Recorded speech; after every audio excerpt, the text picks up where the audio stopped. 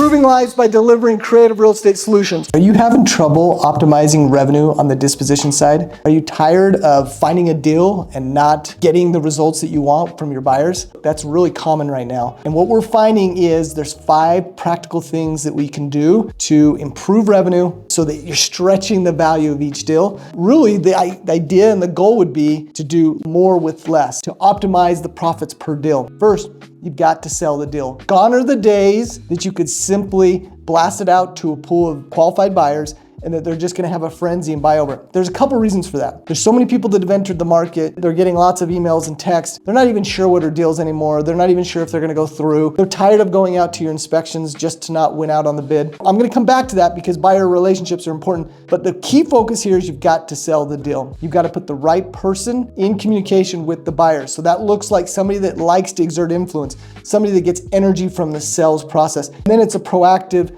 highlighting the property. Lots of phone calls, lots of conversations, but with the mindset of you've got to put somebody in the position that likes to exert influence. The same effort that goes into acquisitions, you're having to apply that level of effort now on the disposition side. You're still gonna have those deals that are just flying off the shelf, but that's the minority. Nowadays, it's that extra effort, the A player that can help promote it makes all the difference. Next thing, proactive with calling buyers. When you send out your text and your emails and you're following up with your buyers, set goals per project of how many people you're gonna get out to actually check out the property. There's a lot of assertive effort towards getting people out there. Some of you are watching and you're like, duh, I know these things, but I'm telling you, you have to track it. You have to have a goal for how many buyers I'm gonna get out to the property. Your team has to be in sync with this and you have to drive the amount of eyeballs to check it out. It doesn't come from just a few calls. Hey, yeah, I've got 10 people interested. You gotta get 20, 30, 40, 50 people out to the home if you really want to drive and optimize profits. And again, it's worth it because you went to all the trouble of getting the lead. You went to all the trouble of nurturing it and putting it under contract, the whole acquisition process, the negotiation. You can't sell yourself short on the disposition side and not optimize the revenue.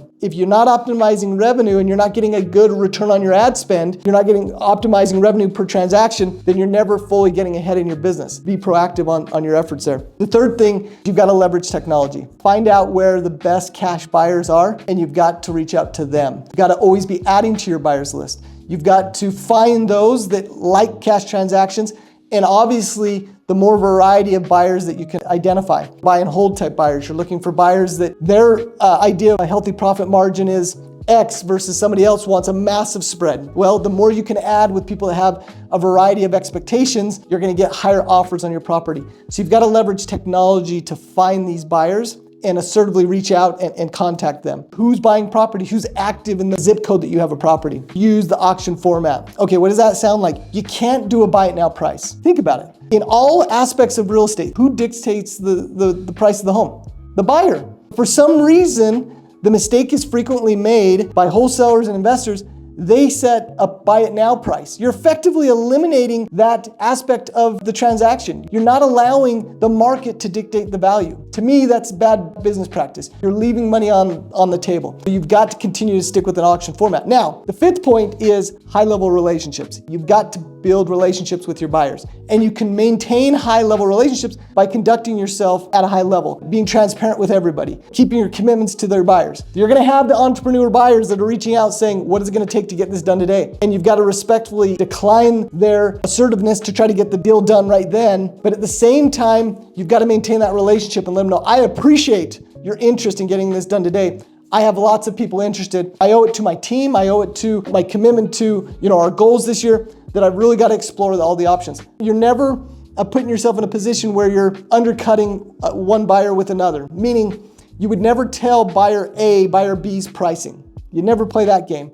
Because the minute that happens, they know that you're not loyal to anybody. So there's other ways to make sure that you're soliciting their best offer by simply saying, I need your highest and best offer. This is a competitive situation. I have lots of interested parties. So again, the 5 things that are gonna be imperative to your success in any order here, make sure that you're maintaining relationships. You gotta do the auction format. You've gotta leverage the technology. You've gotta be proactive with calling all your buyers, and you've gotta sell the deal. Not just sell the deal, but you got to put the right person in the seat to sell the deal. So at the end of the day, if you want to knock your dispo problems out of the park and start driving revenue, those are the 5 things you need.